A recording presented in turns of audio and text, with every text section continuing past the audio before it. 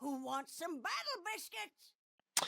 What up everyone, it's Mini TV here. We've got one more video coming at you today. It's going to be on a position 5 hero that has been kind of taking the competitive scene by storm. Only recently got added into Captain's Mode, and already in the first kind of game just been picked or banned almost 100% because it's so strong. It is none other than Sexy Grandma herself, Snapfire. The hero is so good right now, has everything you could want in a position 5. Great laning stage, has great teamfight capabilities, and has good gank potential as well. So without further ado, let's jump into it. So guys, this is the game. Just jumping straight into it. I think I ended up picking like Snapfire. Like it was my first. I was first pick. To be honest, I think the hero is so good now that you can kind of first pick it. I mean, if it works good for the pro scene, it works good for me. There's a few heroes that Snapfire kind of struggles with a little bit. Nyx being one of them, because it kind of nullifies your Mortal kisses very quickly, and Silencer is another one, because you can obviously global while you're ulting. But if I'm trading global for more kisses, it's kind of like it's a 1-to-1 trade, so kind of equal. So as for starting item builds, I kind of have this item build for most of my position 5s really, because I think it kind of gives you everything you could want. Obviously I gave 2 tangos to Huskar and then one of the wards as well, but I had 3 sets of tangos, 1 salve and 1 mango. And the reason being is that, like, as a position 5, your job really is to make your carry's job and role of kind of hitting creeps as easy as possible. So I can trade all my regen for the offlaners, for example, and it will be a good trade because they're hitting me instead of my carry. So I just want to have regen to sustain in the lane. I have like pretty decent like stats. My base damage is a little bit low in comparison to other supports, but like I've got 600 HP, like decent stats overall. And as long as I have regen to continue and stay in the lane, then I can help my carry. I don't want to be going back to base or bringing more regen because the courier is really slow at early levels. I just want to have all the regen I need straight away. So in terms of positioning here, like this is another thing I like to do on most position 5s that can do it. I like to kind of, particularly if I'm playing Radiant, kind of go like, because a lot of, I haven't seen these people here, but I kind of want to get some kind of advantage before the lane even begins. So maybe then they spend a salve, or just try and get some kind of early advantage, and by getting good positioning, particularly on the high ground. So if I'm Radiant, walking from this high ground to this high ground, so we can sort of see him here, it normally works out if it's a 2-on-2 trade. In this case, obviously we see Puck here as well, as you see on the minimap, but we don't know that. But normally it's a good trade, and the same if I was Dire as well. I like doing the same thing by going maybe up here on this high ground, because normally the enemies are already on this low ground here. So any chance of getting higher ground before the lane even starts is normally quite useful. So this is kind of a little bit of a misplay from myself. Obviously I see a Puck here and I immediately think he's the offlaner, so we can kind of go on him, not realizing that obviously they have an Enigma and Clockwork, so obviously it has to be a Puck mid. Harassing the Puck mid is fine because it gives my Huskar even a better chance and a better lane, but obviously if Puck's down here, then that means there's probably 3 people down here as well, so I need to be kind of careful with my positioning. Puck walks up, obviously I go on him here. Ursa is a little bit kind of mans down really. He wants to go for the rune instead of harass, which is fine. It's just that I have to be on the same page as him because I end up getting gone on by the Clockwork here, and as a result, like Ursa's not helping me at all this time, and so I end up taking half HP of all my spells kind of thing. I just try and get my spells off before I end up dying, because I know that I'm probably going to die regardless, and as a result I do end up giving first blood, which is kind of slight mistake from myself, not realizing that they had 3 players there, but also Ursa didn't help me, and also I probably should have played a bit more defensive.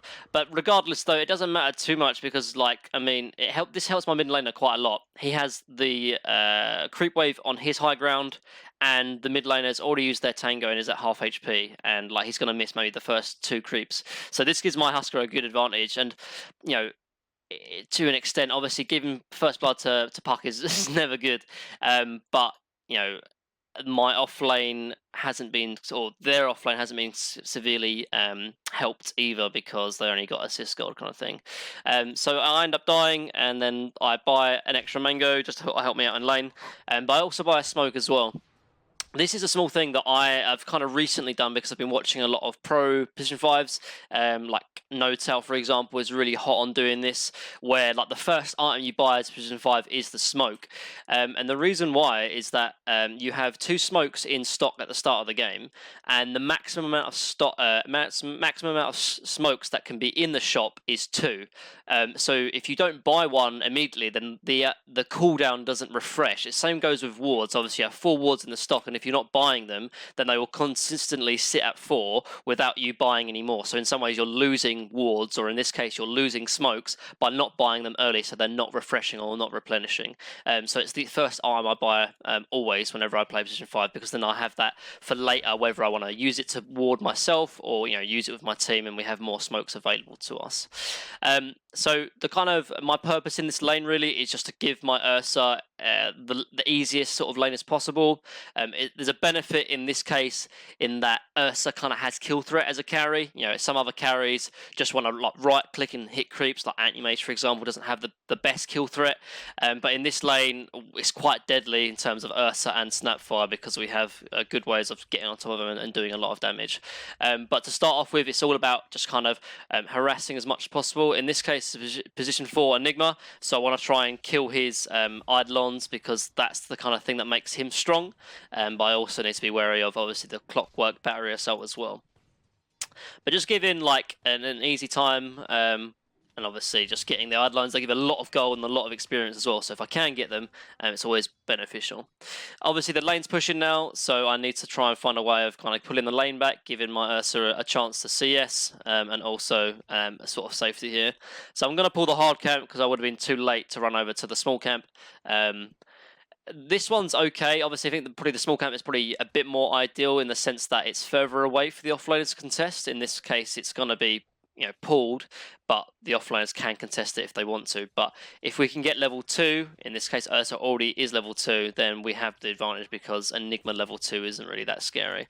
Clockwork comes up, obviously. I want to be a little bit scared of his battery assault, but I still want to kind of force him off so he can't get any creeps possible as well. End up trying CS here. I'm going to try and Q this as well. I end up missing the Minotaur as well because he's cog, so I kind of have a bit of a annoyance there, but still not so bad. And obviously I have like loads of mangoes as well, so it doesn't matter if I use my spells. Obviously Clockwork comes up, we have level 2 as well, and we just try and force the Clockwork back. Even if we don't kill him because we get blocked up by the Enigma, it's still kind of decent for us. Ursa's top CS, and we're putting pressure on them as well. So this time obviously the lanes again is pushed out. What I should be doing is pulling this small camp, which it looks like I'm going to do. I look like I walked back just to sort of see if Ursa needed me, but he doesn't, so I can walk back, pull this hard camp, this small camp, and this one will probably not be contested at all by the Clockwork because it's really far out and the lane is really pushed in, so that's kind of good. And also, it's a small thing as well, but if you're playing against Enigma, it's really important that you do consistently pull as well, because he's obviously denying the range creep every single time, so it kind of, we're going to be lower leveled in terms of, there's one less range creep for us to get experience for, so if we deny some of our creeps, that'll be good as well, because then it kind of levels the playing field in terms of experience. So I get the connects through here as well. And all I want to do again is kind of keep the offlaners off of our pool, but when Clockwork comes over I can't contest. They end up warding this as well, and I don't spot it immediately really, which is something I definitely should have done because they warded it in vision. I do end up de-warding it if I remember, but it's a little bit too late by that time. But Enigma kind of gets a bit out of position, and it's enough for us to sort of secure a kill in that as well. Again, kind of Clockwork sort of manning up, but with Enigma dead, you can't do too much. And I have regen and stuff, I have salves, so I'm happy in this lane. Again, we're doing good in this lane, 17-2 versus a 10-2 on Clockwork, and we've killed the Enigma as well. And this is just kind of where all the regen comes into it. Obviously, I've used like the salve now. I've still got a few tangos left, and I still need more mangoes as well. I did bring a windlace over by my courier, which I think is really, really useful, particularly for position 5s now, because it's cheaper than regular boots, but also offers very similar movement speed now. I've talked about it in my previous videos how good windlace is in the laning stage and how good of an item is in general, because now boots obviously offer the percent movement speed, and windlace offers flat movement speed. 15% movement speed is good, but it's good later on, or it's compounded more and it's valued more the more movement speed I have. So when I end up buying boots, the windlace is then kind of valued higher because it's getting compounded by the 15%. And 500 gold in the early laning stages at 4 minutes is a lot of gold when I need to be spending it on regen, spending it on maybe sentries on the ward here. And so windlace is kind of that nice balance between giving me movement speed, but also giving me enough money to use it for other things as well, like a stick I might need because they're using a lot of spells. And I do need movement speed in this lane because if Clockwork gets on top of me with his battery assault, like, I'm going to be in trouble if I don't have Cookie to get out of his cogs, for example. So I need it, and also gives me aggressive potential as well because I have more movement speed. So it's kind of the middle ground between the two. But obviously I have no mana in this lane now, so I'm basically useless without mana. And I have it in my games as well where I'm playing carry, and I have a position 5 that has HP but no mana, and he doesn't offer anything to me in the lane. So it's so important that if you're playing position 5, like, you need to have, it's a small thing and it's like really obvious, but you need to have resources to be useful in lane. Otherwise, there's no point in you being there. And obviously, I could run back to base or TB back to base and then come back, but that's just wasted time. I could really instead be just bringing out regen or having regen available to me so that I can be useful to my Ursa, because I need to make sure that he has a good game, because if he has a good game, then he will eventually carry me. That's that whole idea. So I end up bringing more regen out by the courier. I finally realised that this camp is blocked, and on hindsight, if I was smarter or better, I would have not bought a stick. I would have bought a sentry, and probably would have bought more regen as well, because this stick is, I will need a stick, obviously. Like, it's good, it's very, very important to have a stick as a sport. You don't have a lot of items, and having just any chance to have more health and mana when needed is always good. But having this pool camp, it's done well so far in the first 4 minutes, so I should kind of carry on having the pool available to me. So I missed the chance to get that. Obviously, so I'm going to pull the hard camp because the small camp is blocks, and so that's going to be fine. Kind of we end up getting just the range creep. So it's a bit of a shame, but it's better than nothing. And Ursa's going to probably just farm this while I take this melee creep, because this is going to offer him more golden experience. Obviously, Clockwork starts walking up, but he's, again, I don't have Fire Stamp Cookie, but luckily I was kind of able to give enough distance to be fine. So again, another minute where the camp is kind of blocked. I think I do realise it now, but my courier's already, delivered me items, and I've already missed it, as I did try and walk up to go for the rune. I'm walking up for this rune, and probably instead of, as we see, Enigma walking up trying to kill the courier, I get the rune and try and connect with the Husker as well, as he's trying to take our outpost, and he's going to get punished as a result. He TB's out, I use Mango and then stun him with that, and then I'll leave the kill to my Husker, because if he's walking all the way to get like a kill, it's important that he gets the last hit, because otherwise it's kind of a waste of time and money for him. So now obviously we know that this Clockwork is 1v2, so if there's an opportunity to go on him, then we should, but again, the lane's kind of pushed out, the pool camp's still blocked, and as a result, I end up kind of not doing kind of anything. Maybe I should have pulled here instead of taking the outpost, but nonetheless, I done something with my time instead of just watching my Ursa CS, which is kind of important. Dro TB's down bot now, so obviously I think he TB'd down bot because Husker's like top, and so as a result we have a decision to make. I mean, ideally what probably should happen is either Ursa should TV top, because we don't really want to be laning against Dro at this early level, particularly if Clockwork's sitting down here as well. So we need to kind of rotate the lanes, or maybe even send Huskar to jungle as well. I end up giving him a cookie, but he has jump as well, so we end up getting out, and it's all fine. So if lanes sort of stay like this, Huskar really should kind of move, or at least kind of jungle. I do end up getting the sentry. It's a bit late, but it works out in the end. But right now, Huskar can't really be in this lane against 3. But I'm probably going to stay down here, because if Huskar does end up leaving, then I'll have a chance to get kind of some CS. I'm sort of telling this Huskar to rotate, and he does eventually rotate.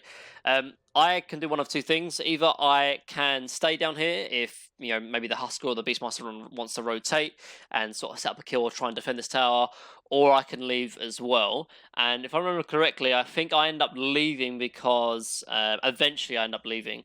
But right now, like, I'm not in immediate danger. They're not trying to push the tower. Essentially, like, you know, Dro's taking the outpost. They're sort of, I know they're jungling over here because I saw them do it. So for this, like, first maybe 10, 15 seconds, I can take all this experience here. And this is something that supports kind of forget. Like, sometimes position 5s play almost too selflessly. They play too much for the team. But on a hero like Snapfire, and most heroes at position 5s, if you can get levels and you're not impacting or taking anything away from your team, do it, because, you know, I can offer so much in a team fight, offer so much value to my team if I have levels. And obviously, you know, there's 4 enemy heroes down here. No one else on my team wants to sit down here. So I should be the one doing it, because if I die, it doesn't really matter. I'm the lowest net worth, and I can, you know, soak up the experience. You know, they're not denying these creeps. I'm getting, you know, lots of experience. Probably going to get level 5. Obviously, I have to worry. I don't want to give away kills. So obviously, when they start walking in here, I end up TPing out.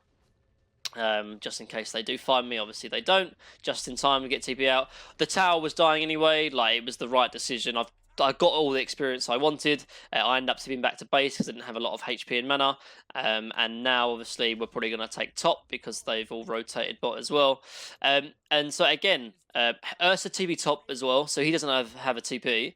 So, again, the same mentality is that, obviously, I don't have a TP, so I can't get to my team. But there's going to be like another 2 or 3 waves that are going to be pushed in here. And if I can take the experience, I'm going to try and do it. Obviously, I'm going to ward up here because this tower has now been taken. My jungle is therefore more dangerous, so I want to try and protect my team if they are going to jungle in my jungle from the rotation from Clockwork, for example. So that ward is necessary, and as well, like, you know, I want this wave, obviously, but it's pushing in towards me, so I can kind of ward before that. So in this scenario, obviously, Clockwork's level 6. Like, I'm not going to just walk up and try and CS. I'm just going to sit here and take experience, because he can kill me, basically. But going back to the fact of, like, playing position 5, trying to get experience whenever possible is really important. And if I'm not taking anything away from my team, obviously Huskar and Beastmaster are fine jungling while Ursa takes this lane, and Rubik kind of is there supporting him. Because if I can take this lane and get level 6, then I can then give the book to Rubik. And then both supports are going to be level 6, whereas Silence is level 4, Enigma's level 4. So, you know, one of them is not going to get level 6. So, you know, Enigma already has the book kind of queued up, so that means Silence is not going to have level 6 because they're kind of sharing experience because they're in the same sort of position. So that means we're going to hit a timing where both of our supports on our team are going to be level 6 and they're not going to be, so we're going to have a team fight advantage, whatever the case may be. So again, I'm not showing, like, I'm happy for Clockwork to sort of take this. I get level 5 now. I have a TP up in 15 seconds, so if the enemy team are going to try and push in mid, I can TP.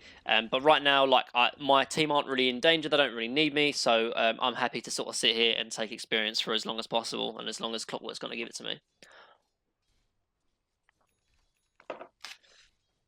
So just as there's a bit of a downtime, talk about the seal build. I kind of think there isn't really a discussion to be had. I think you have to max Q and W. and obviously pick up ulti when you get it. The one probably exception is maybe if you're playing against a Phoenix, because the little shredder absolutely destroys Phoenix. It's like 6 fast auto attacks that completely destroy the egg. So maybe you could get a value point if you're playing against Phoenix, but other than that, it can be useful as well, getting a value point if you're pushing early. But in this case, just maxing out Scatter Blast and Fire Snap Cookie is just for the best. Most amount of damage, most amount of lockdown and CC. So it's definitely the skill build to go. So obviously I've got my boots now as well, and the first item I'm looking to get is going to be Arcane Boots. Obviously this ward we see the clockwork, so we rotate over, and it's a pretty easy kill onto the clockwork. And he ends up dying. So obviously I can't be with my team up here, but at least I've done something useful setting up with my Husker. I can't really TV over there. I mean, Husker's probably a bit too deep, but that's like his problem. I can't really help him too much. Again, like this lane is free experience. I was going to try and help Husker take the outpost, but he would have had it himself, so I can go back and sort of take this. I'm going to run back to base because I need regen. Again, I'm useless to my team if I have nothing.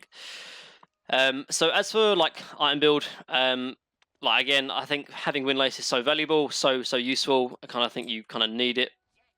And like I said, as a support, as I'm looking over here, it's always good to kind of have an understanding of like what's happening around the map. If I'm not being, I don't need to look at base. I can look elsewhere on the map. So wondering if I need to TP, and I end up, I want to end up TPing. For some reason, I remember this actually. I end up TPing, saying, "Oh, I'm coming," but for some reason, I end up TPing bot. I think it was just a misclick, and then my team ended up dying because I said I was going to be there, and I wasn't. So a bit of a shame, really. Like if I was there, I could have maybe ultied, killed the Enigma, helped out my team. Bit of a shame, but yeah, just bad TP. It happens. But yeah, just going back to item build quickly. Like as a support, you're not going to have a lot of items, so using any kind of small build-up items is really, really useful. That's why going Windlace, maybe even Bracer can be useful just to fill up your slots with something, so you're getting value out of the empty slots you have. And your hero really does kind of have mana issues, so I have like a spare clarity on me, and I'm obviously building towards my Arcane Boots as well. So right now in this game, for me, like it's like kind of 11 minutes in. Obviously, the laning stage is broken down right now. So for me as a support, my job is obviously to ensure the farm of my cores. But really, like the next kind of play for our team is going to be Roshan. So I kind of want to be positioned in a way that either I can secure Roche. I mean, we have Ursa and Husker, yeah, like two of the best Roche takers, and we have a Beastmaster offlane as well. So they're all great at doing Roshan.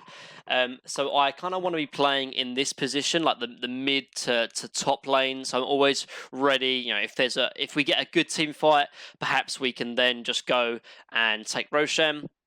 I remember this game actually because I'm sort of saying to them, if they have, their team has very high cooldown spells. Enigma ulti, Silencer ulti, and even Puck Coil as well is quite long.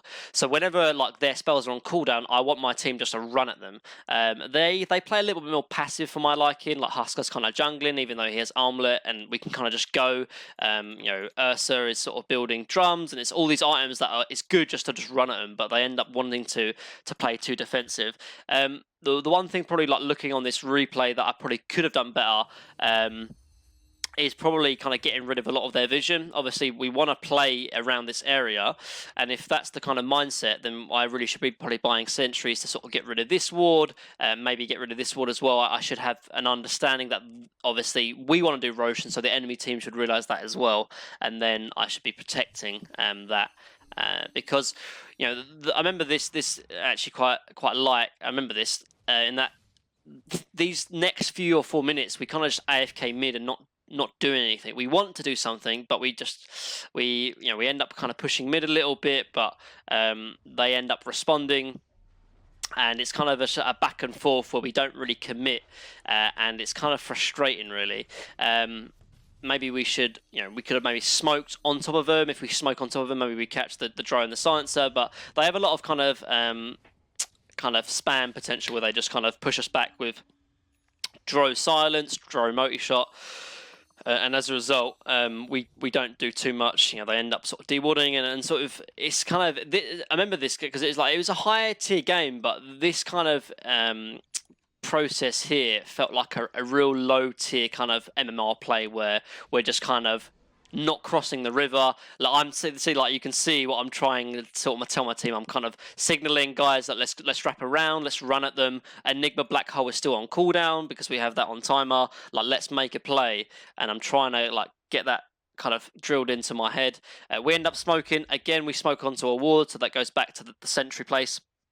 And obviously with that smoke as well, Clockwork's ready to sort of stand on the high ground. They know it's coming because they see it. We end up kind of walking into Roche. But again, you know, this one, and this kind of goes back to Vision and Wards. Like their team plays so differently because they saw us smoke in. And so these few minutes has just kind of been a little bit just obvious kind of thing. So, you know, if there's a stalemate between mid, I really should be sort of centering or at least maybe pushing out bot and then pushing out top as well. So then one of their team responds to it and then we can take Roche. But we're not forcing things, which is probably a good decision as well. We don't want to overforce things, but we are getting out farmed because they have heroes like Enigma that can jungle, whereas, you know, and Ursa and Husker aren't the best junglers either. So they're just farming better parts of the map, and that's why I kind of respond bottom. I'm trying to push up bot so we get some kind of response, and me just pushing up bot is a little bit of response because Clockwork rotates over. It gives the opportunity for the Ursa to go now. So, you know, it didn't work easily in terms of kind of just, you know, forcing mid. So, you know, if something's not working, try something else. And so we end up pushing bot. We set up a kill on the Clockwork. Obviously, I use multiple kisses from afar. Silencer was already used, so I see that. They end up diving here a little bit, and again goes back to kind of that stalemate down mid. I think we end up catching the Silencer as well, if I remember. Oh no, Beastmaster doesn't commit, and my cookie's dodged as well. So kind of just small things. Puck gets you guys get caught actually as well. So small things, but it's like I'm where I need to be in terms of, okay, nothing was happening mid. I push up bot, something happens, but once an engagement happens or there's some kind of fighting, as the support and as the Division 5, you have to be there with your team. You know, in this meta especially, normally it's like the carry will be the one that plays away from the team, and it's, you know, necessary for the rest of the team to play as 4 and stick together. So we killed Puck, and we kind of try and do Roche while Puck is dead, but we don't have Ursa with us, so it's a little bit slower. I'm trying to kind of just scout for my team. I don't need to be in the pit because I don't really offer anything to it, so I might as well scout with my body, scout, you know, be ready to set something up. We end up killing the courier. We know they know we're doing it, so I just need to be ready to engage. Ursa's not with us, so we don't particularly want to take this fight. I mean, he really should be with us, but it's, you know, if he's not joining us, then that's kind of, you know, we shouldn't commit if he's not with us. So we end up kind of backing out from Roche. I walk into the pit, and I can end up cooking out if I need to, as we do here. But Roche is so low that we need to we can't give this up for free, basically. So Husker goes in. I end up trying to go around. If I end up getting like a decent Mortimer kisses onto all 3 of them, but maybe Husker kind of committed too much, and it's ended up kind of just a little bit kind of very messy. And even with a black hole still, like, most of our team are kind of dead by that point already. Although Ursa does kill. So it's kind of not the greatest trade, but again, like this. I remember this game especially. We want to kind of fight when their cooldowns are on, or kind of already used. So even though they have Aegis now, like, they've used all 3 of their big spells, and I just kind of want my team just to run at them. I think in this game they end up listening to me, but at the start they're very kind of hesitant in listening to me. And again, I'm just kind of wanting to build items that, I mean, for some reason, I think remember this. So I want to build like teamfire, so I end up building mech. But because I had on my win lace and didn't have it locked, they end up buying Tranquil Boots. Wherein obviously I wanted to buy Arcane Boots, maybe build into Greaves, anything that can kind of help me. I end up putting my body on the line because I know that my team are only going to commit if I end up doing something. So I end up pushing, like, kind of trying to defend mid. We end up securing a kill on the clockwork. And it's one of those games where it was actually really frustrating to play because, you know, as a position 5, really it's not your job and your duty to make plays, or in sense of be the one to go in. You know, really it's probably the Husker to sort of to make things happen, because he's, you know, he's very fat, he's got like the most amount of items, but it's kind of a lower tier game. Like, I think I was one of the highest players in this game, even though I was playing position 5. So I kind of knew that, you know, as long as the team fight starts and the enemy team will commit on me, we will win the fight, because they don't have Enigma Black Hole, they don't have Global Science. So I end up TPing down here in almost in a way to kind of bait my team to fight, because I know they're going to go on me. I'm quite tanky, I have mech as well, and when they commit, then my team join, and then we get something out of it. It's only a clockwork kill, I think, in the end, but it's something, and I know that we will win the fight regardless, because they don't have the spells available to them. So, pause happens, and we'll fast forward.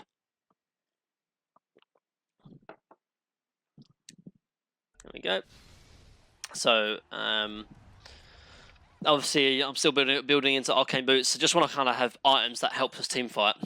So things like, you know, mech, Guardian Greaves, 4 staff, all useful. And I'm going the level 250 HP because I just want to be tanky and kind of sort of soak up sort of spells for my team, because I'm not really going to get a great Mortimer Kisses ultimate off, because I'm playing into Silencer. So if I can kind of make enemy teams use spells on me, then it allows space for Ursa and Beastmaster and Huskar to do all their damage. So as you see now, we're actually like 4k down. So and Puck has an Aegis as well. So, you know, right now it's not looking a great game, but again, like for action and movement to happen, lanes need to be pushed. No one's doing it on my team, and even though probably this shouldn't be my job, someone needs to do it. And if no one's doing it, I have to. Ideally, this would probably be the job of the carry, because I've said in this meta right now, the carry wants to be playing by himself, and the other 4 want to be kind of sticking together, looking for pickoffs, looking for opportunities. But if no one's pushing this lane, because it's a lower tier game, I'm taking responsibility onto myself and doing it myself, because look what happens. They see me top, Puck starts rotating, and there's kind of space and movement happens regardless. Maybe there's an opportunity on clockwork, but, you know, this lane needs to get pushed. Drove TV's over to deal with the lane. You know, movement happens, and something can occur. Maybe Enigma can get done here. Ends up tipping away, I think. He does die. So it's, you know, even though I'm not involved in that kill, it made space and it made movement to occur. Dro's then obviously not in the engagement, so they don't want to try and help the Enigma. And so it's like, you know, I'm trading my value as, you know, basically bottom net worth. I mean, or even like the Rubik could be doing this job, because, you know, him with farm is probably more useful than me, but, you know, he's, you know, a lower player than me, doesn't realize that this lane needs to get pushed. But what I'm trying to say is that I'm trading my 4,200 for Dro 7,500 in terms of a team fight, if it's going to happen, because me and Dro are both not there. And so in some ways it gives us the advantage, because I'm nullifying their height or their carry for our position 5 as support. So we end up killing the Enigma. Puck is here as well. I don't think we're going to kill him because Rubik's not in. Rubik doesn't have lift, and as a result, Puck gets out. But we get him low enough to get a tier 1 tower. And again, it's all movement. It's all things happening. Ursa ends up dying because he's playing the safe lane at 19 minutes instead of the off lane, which I already talked about. With Ursa dead now and fighting into our Aegis, we're kind of a little bit out of position, but kind of I think Puck ends up dying here, I think, and I think the fight is kind of a little bit bad, because obviously we're fighting into Aegis, and Ursa's already dead, and Enigma is already back up now, so we don't really want to be in this fight, or we lose Beastmaster, we lose Huskar. So again, not the greatest fight. And so, there's not much we can really do. They end up all dying because we end up committing and pushing, even though Ursa's died. And I mean, I can't do too much. Like, I'm trying, like, obviously you can't see it, but I'm like trying to communicate to my team, sort of saying back. But like, if they're not going back, you can't force them to go back. You just kind of have to make the right play for yourself, which is get out, even if you're a position 5.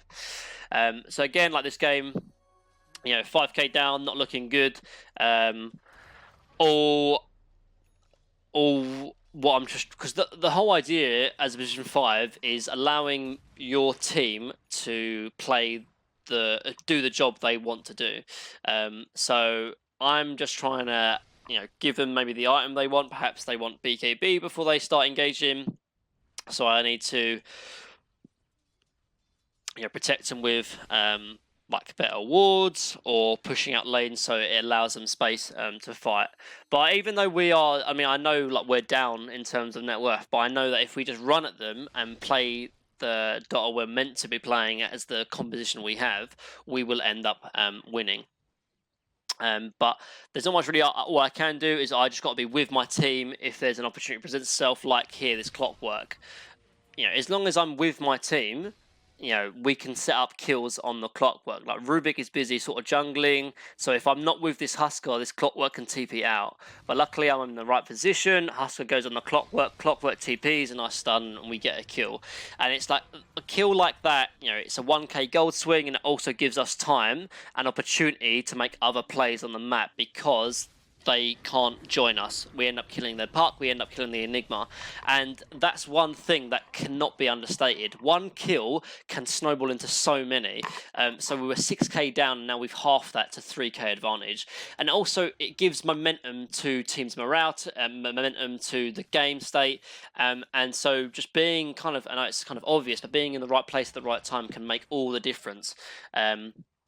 So Huskar's top, Beastmaster is kind of busy jungling, which again, you can't do the best with it, but with Enigma and Puck down, even if we're as 3 or 4, we can take a team fight if we want to. But they're coming back up now. We know there's maybe an engagement happening, so I get wards down. Wards not only useful for spotting out enemy rotations for enemy ganks, but also really, really important when team fights occur, because having good vision allows us to get the jump, allows us to get the better positioning as well. I didn't realise that I have a ward here as well, but kind of end up cooking to try to save the Rubik, and as a result we end up getting black hold because they had vision of us and used it better than us, and Ursa wasn't in that fight either. So I end up trying to get out, but it's immediately the gold lead we did have, or the gold reduction we did have, is then kind of put back onto them, and it all goes down to kind of vision. If I was sort of smart about it, I would have had a sentry on me, try to realise, okay, we're trying to set up here, make sure they don't have vision, deward, and go forward. But again, like, the state of the game now, Enigma, Black Hole used, Silencer ulti used, I just want to get my team to just run at them. So I end up buying another smoke. I have 2 on me, and I just want them to go as soon as possible. This is kind of awkward. We're sort of split, half our team is mid, half our team is bottom, while they're pressuring top. I should just pick one lane and just go with it, and then just force a fight. They end up losing bot tower, but we even though we're 6k down with their spells not used, I just want to run at them, because I know that they're weak right now. So if we can catch someone, it can snowball. So we end up smoking out. We have vision from what happened last time. We end up, I think, catching the Silencer. I look to try and catch another kill, and I think we end up killing the Dro as well, I think. Oh no, the Puck. So I end up trading my life for the Puck. We end up killing the Clockwork as well, and they don't really have the ability to fight because all their sort of spells are on cooldown, basically. So that's kind of, even though I'm position 5, I mean, for some reason I'm higher net worth than my offlaner. I don't know how that happens, but it's happening. My decision to smoke with my team enabled us to, get these kills. And so it's just kind of having an understanding of how the game should be played. And the reason why that's a benefit and kind of almost the duty and the responsibility of the position 5 is that you kind of have the most amount of time, space, and thinking ability to do that, because you're not thinking about farming rotation, you're not thinking about getting ganked, which all the other core roles normally have to do. Like that's why you have a lot of the position 5 players being the captains as well in pro teams, like Kuroki, No-Tao, Puppy. 3 are probably the best captains in Dota right now. They're all position 5s, and it's because they have the most or easiest time to make plays and make game plans as well. So even though I died early in the team fight, these engagements can happen because we made the right play to smoke out. We end up forcing a buyback from Silencer, but again, we were 5k down, now it's 1k advantage because we chose the right decision to fight.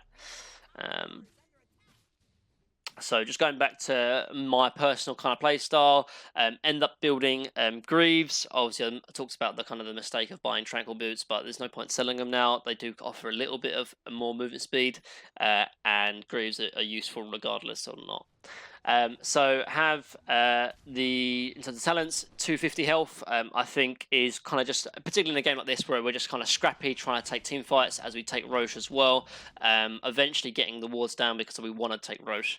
As I get one there, get one here as well. I just want to protect my Ursa to take this Roche nice and safely.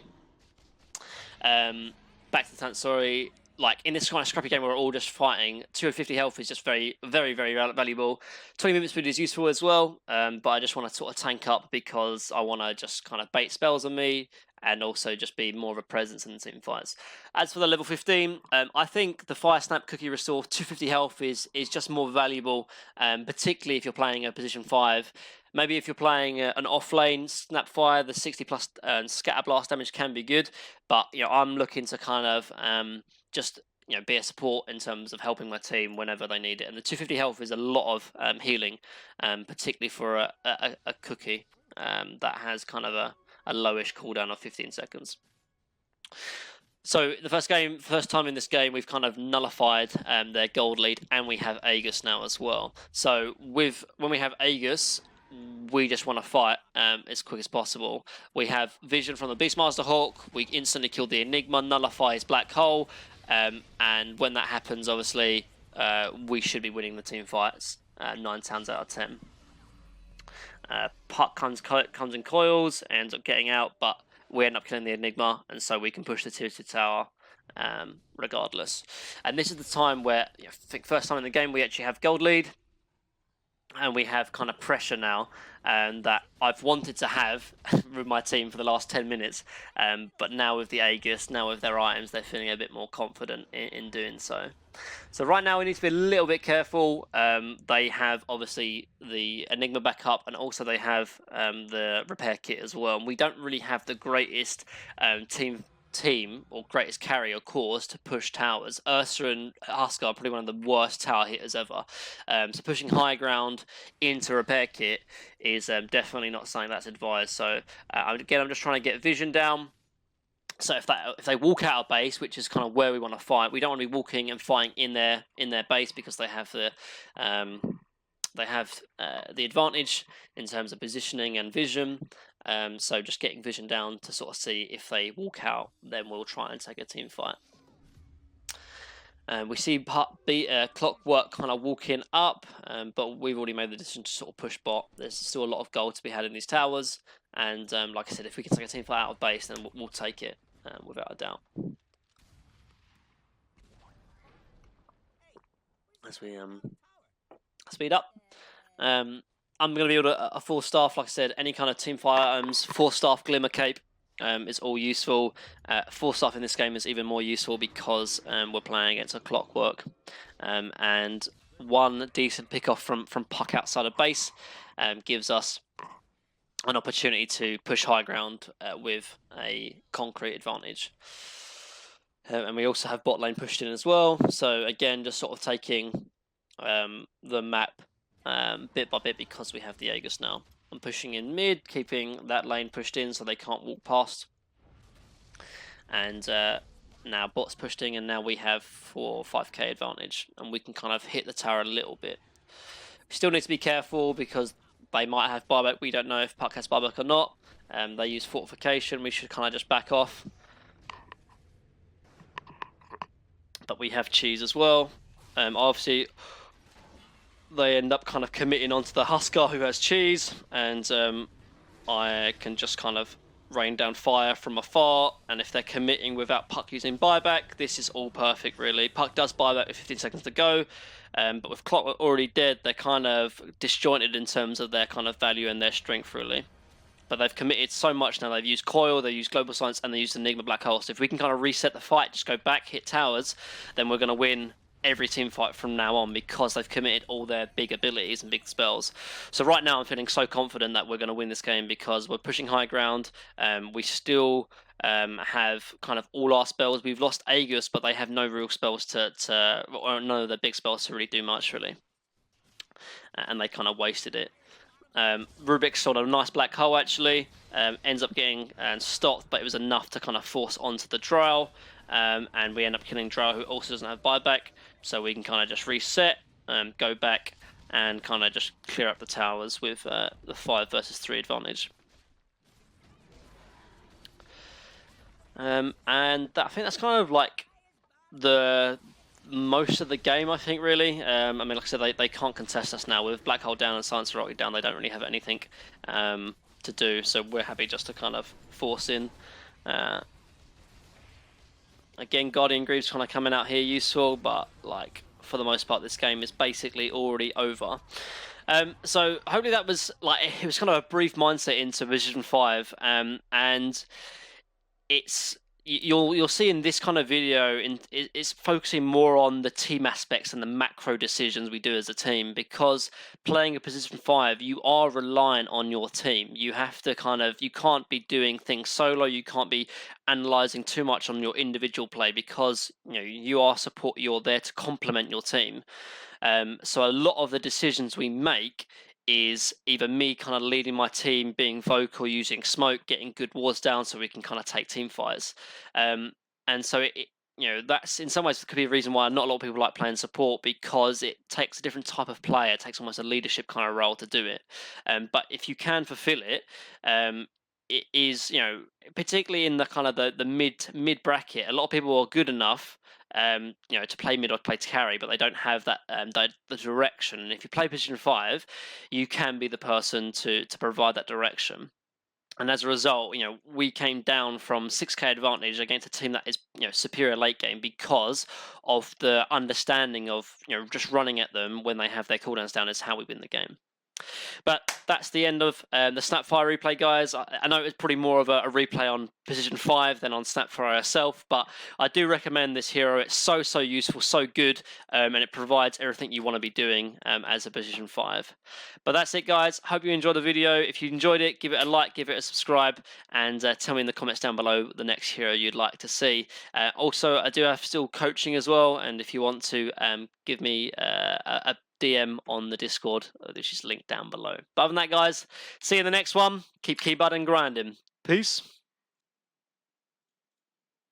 Oh, I love the smell of black powder in the morning.